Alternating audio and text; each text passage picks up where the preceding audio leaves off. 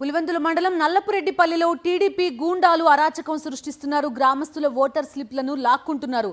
ఓటర్లు బయటకు వస్తే నరికేస్తామని బెదిరిస్తున్నారు. జమ్మలమడుగు టీడీపీ కార్యకర్తలు యథేచ్ఛగా రిగ్గింగ్కి పాల్పడుతున్నారు. ఇప్పటికే సగం ఓట్లను రిగ్గింగ్ చేశారు టీడీపీ గూండాలు. వైఎస్ఆర్సీపీ ఏజెంట్ బలరామిరెడ్డి ఓటును కూడా తమకే వేసేసుకున్నారు టీడీపీ నాయకులు.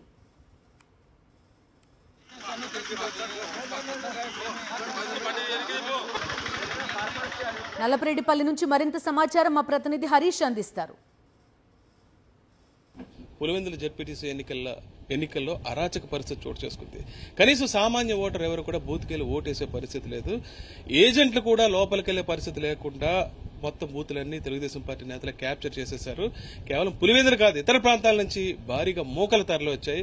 మొత్తం పోలింగ్ బూతులన్నీ వాళ్ళ ఆధీనంలోకి వెళ్ళిపోయి పోలీసులు కూడా చేష్టలుడికి చూస్తున్నారు తప్ప ఎవరు కనీసం దాన్ని నిలువరించే ప్రయత్నం చేయట్లేదు. ఆఖరకు వైఎస్ఆర్సీపీ పార్టీకి సంబంధించిన ఏజెంట్లను కూడా లోపలికి రానివ్వకుండా చేశారు. వాళ్ళు కూడా బయట ఉండే పరిస్థితి. నల్లపురెడ్డిపల్లి ఇది చాలా ప్రధానమైన కాన్సెప్ట్. ఈ ఊరిది ఇక్కడ దాదాపు 1100 మంది 2 బూతుల్లో ఓట్లు వేయాల్సిన పరిస్థితి. కనీసం ఒక్కరు కూడా లోపలికి వెళ్ళే పరిస్థితి లేదంటున్నారు. ఎలా ఉంది అసలు? నల్గొండపల్లి పోయినాం సార్, మా ఓట్లు ఆడ వేసినారు, లోపలికి రానిలే. మేము ఓటు వేస్తామంటే శిల్పులు గుంజుకున్నారు.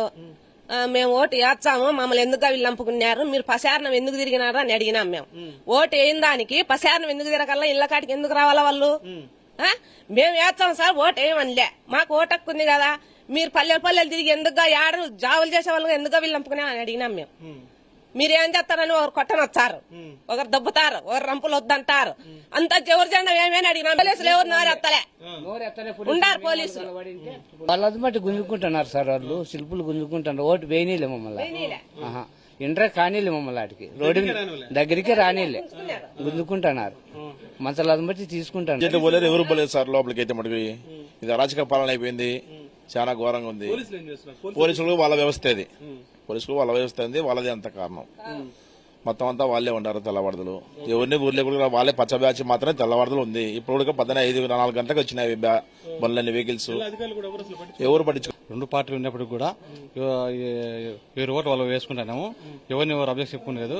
మా పల్లెలు ప్రశాంత వాతావరణం ఉండే ఊరు, కానీ బయట పిల్లలు వచ్చి అరాచకం వల్ల మా పల్లె ఓటర్లను ఎవరిని కూడా బయటకు పోనీయకుండా ఇబ్బంది పెట్టినారు. ఓటర్లు వేయకుండా ఎవరు ఓట్లేలా.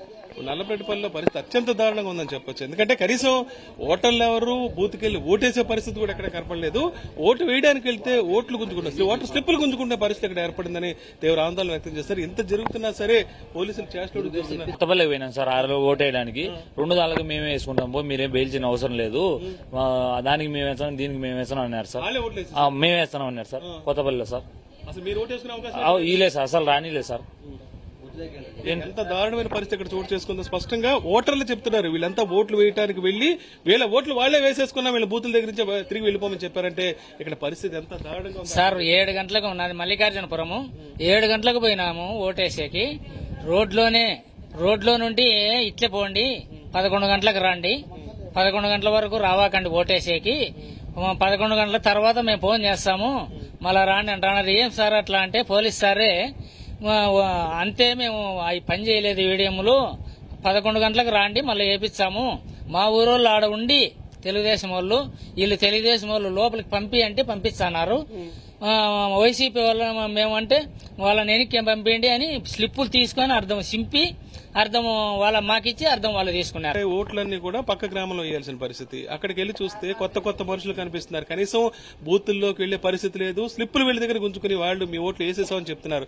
అరాచక పరిస్థితి ఈ నల్లపురెడ్డిపల్లి ప్రాంతాల్లో ఈ జెడ్పీటీసీ ఎన్నికల్లో చోటు చేసుకుంది. బయట ప్రాంతానికి సంబంధించి టీడీపీ మూకలు పెద్ద ఎత్తున గ్రామాల్లోకి వచ్చేసాయి. దాంతో వైఎస్ఆర్సీపీ నేతలను గానీ వైఎస్ఆర్సీపీ కార్యకర్తలు గానీ కనీసం ఓట్లున్న వ్యక్తులు కూడా ఓటు వేసే స్వేచ్ఛాయుత వాతావరణ పరిస్థితి అయితే ఈ ప్రాంతాల్లో లేదనే విషయం స్పష్టమైపోతుంది. నల్లపురెడ్డిపల్లి నుంచి విజయస్మృతికల్ హరీష్ ఫర్ సాక్షి న్యూస్.